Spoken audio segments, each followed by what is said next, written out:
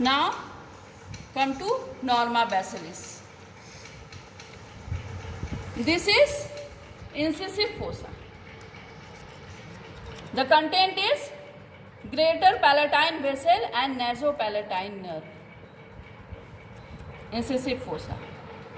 Here lies greater palatine foramen. This is our hard palate. Often asked in the exam, anterior 2/3 is formed by the palatine process of the maxilla and posterior 1/3 is formed by the horizontal plate of the palatine bone. This is palatomaxillary suture. This one. This is interpalatal suture, intermaxillary suture, and this is interpalatal suture. Okay. Now coming to the foramen, that is the greater palatine foramen. The name itself says greater palatine nerve and vessel passes. This is behind. This is lesser palatine foramen. The name itself says lesser palatine nerve and vessel passes. Okay.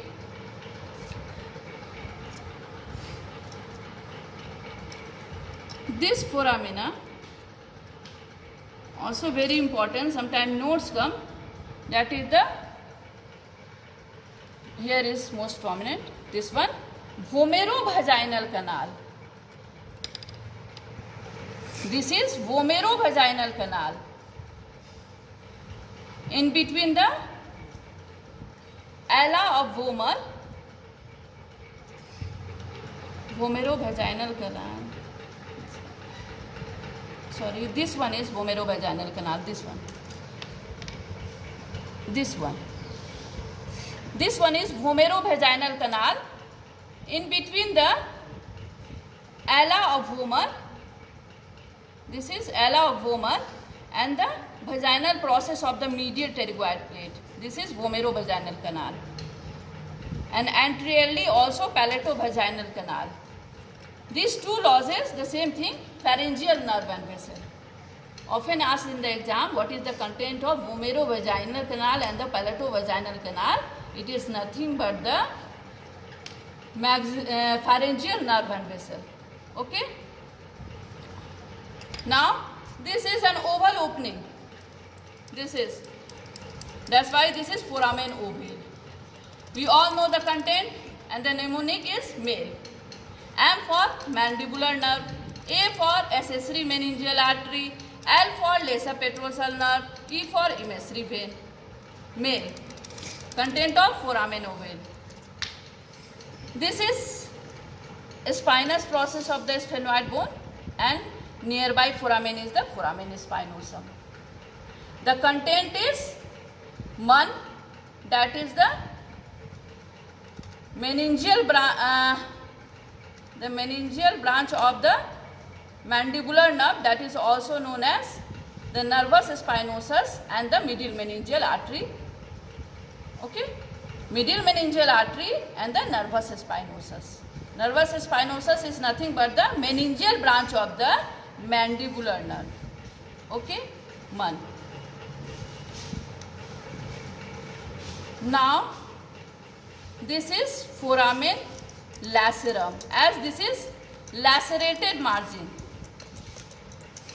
Foramen lacerum, very important. In the living, it is closed by the cartilage, but only the emissary vein is passing through it. Emissary vein connecting the cavernous sinus and the pterygoid plexus of vein. This is foramen lacerum. It is also very important.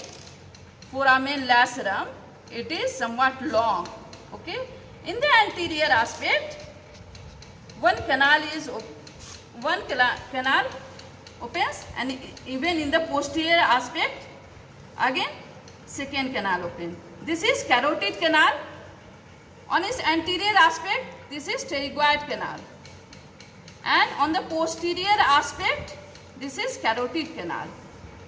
In the foramen lacerum only, suppose this is foramen lacerum, it is somewhat long. In the anterior aspect of foramen lacerum, one canal is opening, that is pterygoid canal, and in the posterior aspect, one canal is opening, that is the carotid canal. Both Canal are very important. A required canal, it is also known as Vidian canal because it contains Vidian nerve.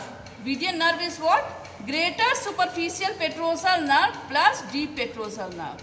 This much you have to know. That Vidian nerve is nothing but the greater superficial petrosal nerve and the deep petrosal nerve. And the carotid canal brings the internal carotid artery through which it passes. Okay? But foramen lacerum, if we take foramen lacerum, from here only the emissary vein is there. Okay? Now, this one is the carotid canal, the external opening of carotid canal, which opens here in the foramen lacerum. This is the internal opening of the carotid canal. And this is the external opening of the carotid canal. Okay? Carotid canal contains internal carotid artery along with the sympathetic nerve. This is jugular foramen. Jugular foramen. What is the content of jugular foramen? Very important. There are 3 compartments. Anterior compartment, posterior compartment and the middle compartment. In the anterior compartment there is inferior petrosal sinus. Behind there is sigmoid sinus. And in between there is 3 nerve, that is 9th, 10th and 11th cranial nerve. This is our jugular foramen. Anteriorly inferior petrosal sinus, posteriorly sigmoid sinus. In the middle compartment 9th, 10th and 11th cranial nerve. This one. Okay.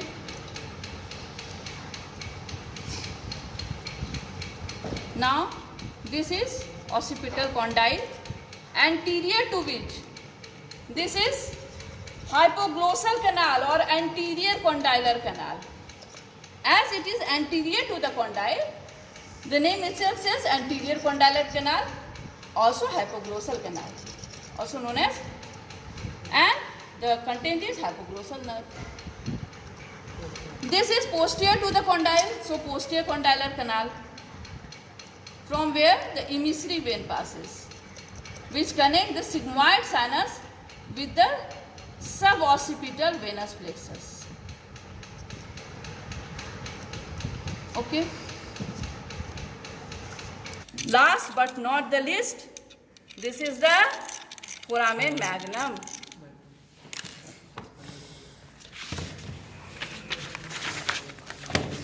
Foramen magnum, it is divided into 2 parts, the anterior small part and posterior wide part, by the alar ligament.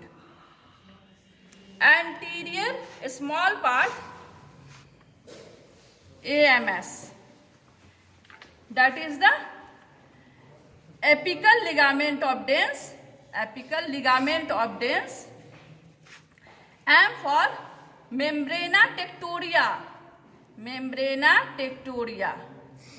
S for superior band of cruciate ligament, AMS. And in the posterior compartment there is MMS, CVS. Just to memorize, you may memorize by somehow. Okay, this is MMS, that is the medulla oblongata. This M for meninges. This is for sympathetic nerve. C for the meningeal branch of C1, C2 and C3 spinal nerve. V for vertebral artery. S for spinal root of accessory nerve. Anterior and posterior spinal artery, APSA, anterior and posterior spinal artery. Okay, these are the content of posterior wide part of the foramen magnum.